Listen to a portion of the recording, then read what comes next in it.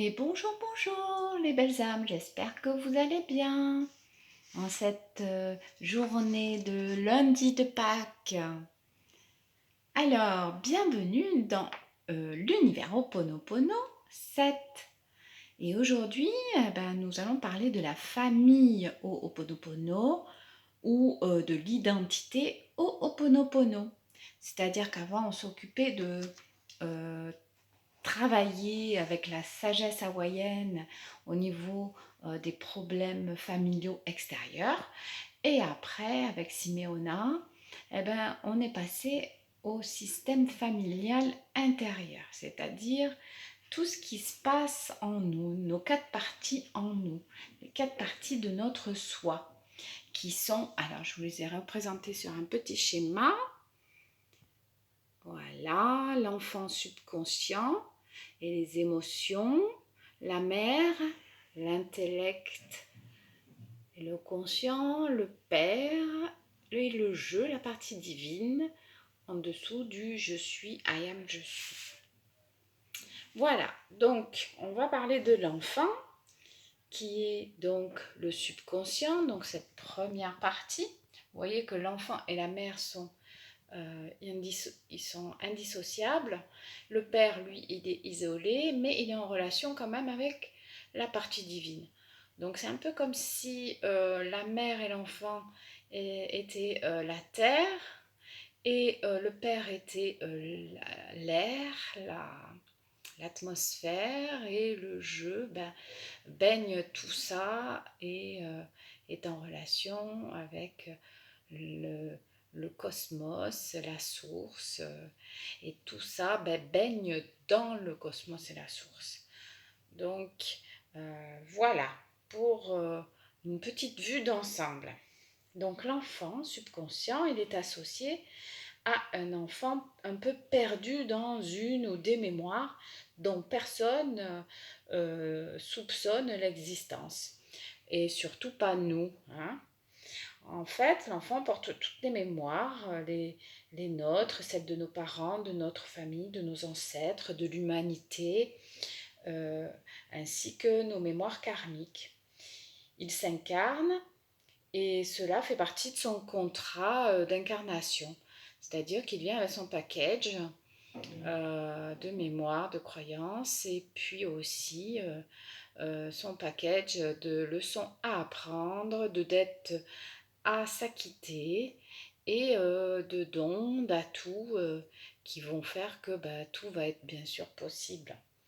Par contre, cet enfant, euh, il est totalement impuissant, fragile et vulnérable, puisque il est, euh, il est tout petit, il a entre 0 et 4 ans. Donc, quand on ne sait pas qu'on est une famille intérieure, souvent, il peut se passer que on se prenne pour son enfant. Et c'est ça qui est important, c'est se, de comprendre que on n'est pas cet enfant. On a cet enfant en nous, mais on ne l'est pas. Nous, on est la mère. Et on est la mère, que l'on soit un père ou une mère, c'est-à-dire qu'on soit un homme ou une femme. Nous sommes la mère pour notre enfant. Donc, maintenant, on va parler de la mère, qui est l'intellect, le conscient. La mère, c'est nous, que nous soyons hommes ou femmes, jeunes ou vieux.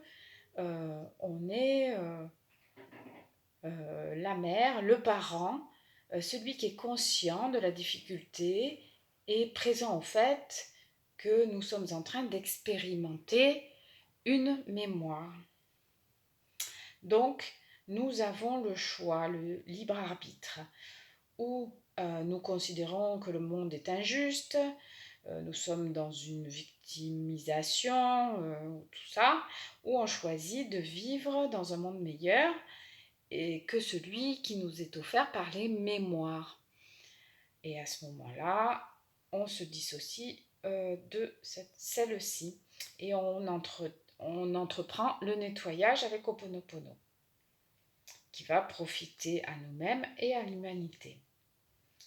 Donc l'image est celle d'une mère qui fait tout pour son enfant, qui est dépendant d'elle en fait, hein, mais qui récupère au passage tous les bienfaits de la mise en route de son cœur et du rayonnement de ce dernier.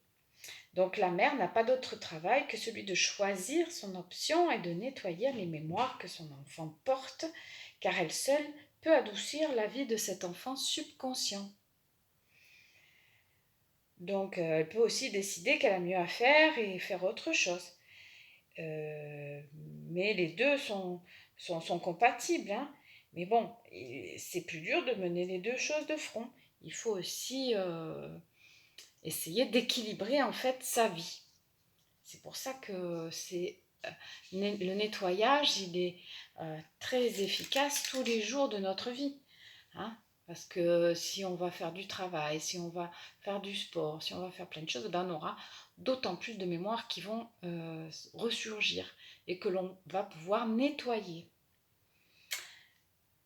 Donc la mère est représentée par le haut du trapèze et elle est directement en relation avec l'enfant qui lui présente les émotions, qui lui présente les mémoires et elle qui doit les nettoyer et qui doit être là pour son enfant. La mère ne peut pas prendre la place du père ni du divin. Elle ne peut pas solutionner les problèmes, mais elle est quand même indirectement, elle baigne dans l'intuition que le père peut lui envoyer, hein.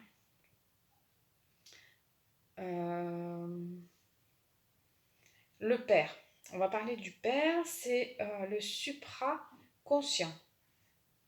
C'est notre partie transcendante, c'est elle qui est connectée au divin et voit au-delà des apparences. Voilà, et elle est directement reliée au jeu. J'espère que vous n'avez pas trop le mal de mer. Donc, sa particularité du père, c'est qu'il n'est pas rattaché donc à la mère et à l'enfant, et qu'il est au-dessus. Et c'est l'enfant, en fait, une fois qu'il a proposé à la mère, que la mère a nettoyé, qui va pouvoir être connecté au père. Et qui va amener tout ce package au père. Ou plutôt le père qui va voir. Parce que lui, même s'il n'est pas directement relié, il voit tout et il peut prendre ce package. Parce que le père envoie des informations par l'intuition et il est quand même là, hein, puisque c'est un petit peu comme l'atmosphère autour de la Terre. On est liés, tous reliés, même si ce n'est pas directement relié. Ensuite, nous allons voir le jeu. Le jeu, c'est la partie divine. Alors la partie divine, c'est notre soi supérieur.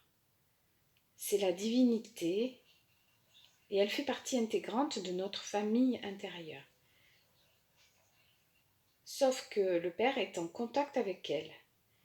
Et le père, une fois qu'il estime la mémoire assez nettoyée, la leçon de vie apprise, la dette acquittée, il donne la mémoire à la partie divine au-dessus pour qu'elle soit prise en charge par la source et effacée.